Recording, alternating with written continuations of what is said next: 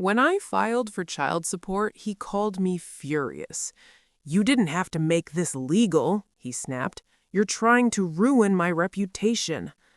I stared at the wall while he talked. Mutual friends started treating me differently. I heard I was being called bitter, angry, difficult.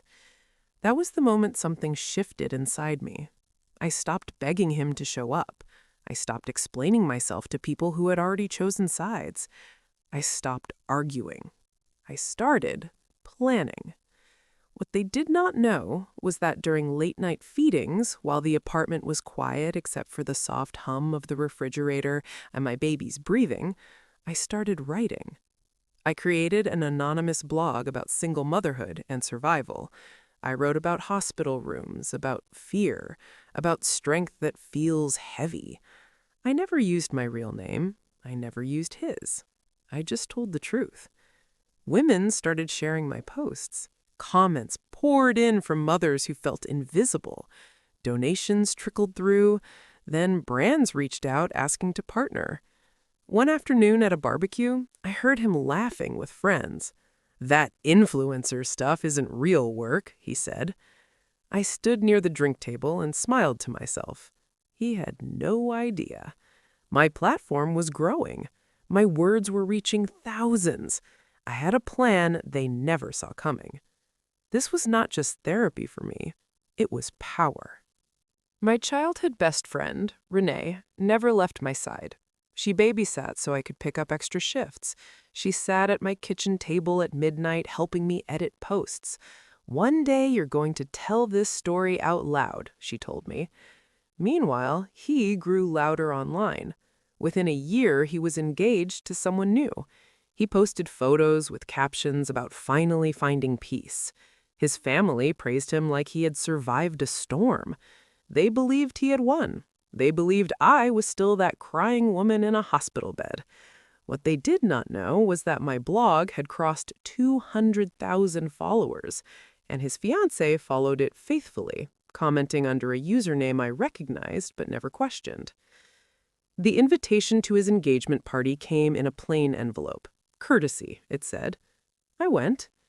The banquet hall smelled like fresh flowers and catered food. Music played softly. He avoided my eyes all night. I stood beside Renee, calm.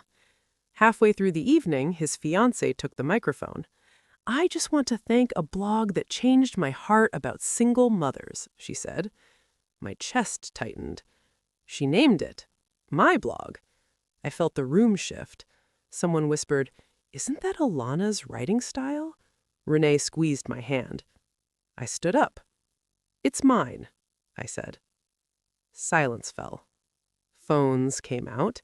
Guests scrolled through posts describing a man who left a hospital room and partied on a rooftop. I never used his name publicly, but the details were clear. His fiancée turned to him slowly. "You told me she was unstable," she said. He laughed nervously. "It's exaggerated." She looked him in the eye. "Were you at a rooftop party while she was hospitalized?" He opened his mouth. Nothing came out. He could not look at me. The room that once believed him watched him shrink in real time. I did not yell. I did not cry. I simply said, "I survived what you tried to erase." Then I walked out, head high, heels steady against the floor. His engagement did not last. I never exposed his name publicly. I did not need revenge. I had truth. My platform grew even more after that night. I finished my RN degree and framed it on my living room wall. I bought a small home for me and my child. Years later, I ran into him at a grocery store. The sound of carts rolling echoed down the aisle. He saw me first. He looked down. Not because I embarrassed him, but because I outgrew him. And that is a different kind of victory. If someone has ever embarrassed you publicly to protect their image, you know how deep that cut goes. Share your story in the comments because I read everyone. Subscribe if you have rebuilt your life after being left alone. Your strength deserves to be seen. Click Hype to help this story reach others who need it. Your story has power. If you felt a connection to mine, please subscribe and share your journey in the comments. Every hype you give this video helps empower someone else. Thank you for being here and for listening. I can't do this, Alana. I'm not ready to be a father, he whispered, already backing toward the hospital door. I was still in a gown, IV taped to my arm, the smell of antiseptic thick in the air. You're really leaving? Now? I asked. He didn't answer. The door clicked shut. And what he did next hurt even more. My name is Alana Brooks, and I'm 34 years old. Back then, I was 27, working nights as a nurse's aide while finishing my RN degree during the day. I wasn't rich or glamorous. I drove a used Honda that shook when it hit 50 miles an hour, and I counted every dollar before I spent it. I grew up watching my mom stretch one paycheck across 2 long weeks, so I learned early how to survive without much. When I found out I was pregnant, I was scared, but I was also determined. I thought we would figure it out together. The man who left me in that hospital room was not just my boyfriend. He was someone my family said I was lucky to have. They said he came from a good family. They told me to act right so I would not lose him. What they did not see was how much of myself I had already lost trying to keep him happy. That night in the hospital did not just break my heart, it rewrote my future in a way I never expected. If you have ever been left alone when you needed someone most, this story is for you. Subscribe if you know what it feels like to rebuild from nothing. Tell me in the comments if you have ever had to be strong when you did not choose to be. Click hype if you believe quiet strength wins in the end. Let's go. After some complications, the doctor decided to admit me overnight for monitoring. The baby's heart rate had dipped, and they wanted to be careful. I was already scared. The room felt too bright, too cold. Machines beeped in steady rhythms that made my chest tighten. He sat in the corner chair and sighed. "This chair is killing my back," he said. "This is too much drama, Alana. Women do this every day." I stared at him. "I'm scared," I said softly. He checked his phone. When the doctor came in and mentioned early labor risks, my hands started shaking. Instead of holding them, he stepped outside to take a call. I could hear him laughing in the hallway. Laughing. My mother rushed in an hour later, breathless. "Where is he at?" she asked. I swallowed hard. "He left," I whispered. Saying it out loud made it real. 2 days later, while I was still in that hospital bed, my phone would not stop buzzing. A mutual friend had tagged him in photos from a rooftop party. He was smiling, drink in hand, arm around his friends.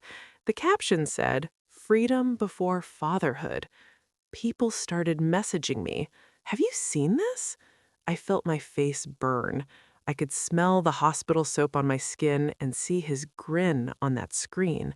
That was not just abandonment, that was public humiliation. Then my phone lit up with a text from him. "Maybe this isn't my season for family." I read it twice. Something inside me went quiet. After I got home, the real battle started. He stopped answering calls about doctor appointments. When I texted him about ultrasound dates, he replied hours later. "I'm between jobs," he said. I later found out he had started a new position. He told people I was trapping him. When I asked him about helping with expenses, he shrugged. "You'll figure it out. You're strong, right?" I felt small, but I paid the bills anyway. A few weeks later, I went to his family's cookout because I thought maybe we could talk like adults. The smell of grilled meat filled the yard. His sister pulled me aside. "We just think you rushed things," she said. I blinked. "Rushed what?" She gave me a tight smile. "The pregnancy." I looked across the yard at him. He did not defend me. He did not correct her. I stood there holding a paper plate, hearing whispers float behind me.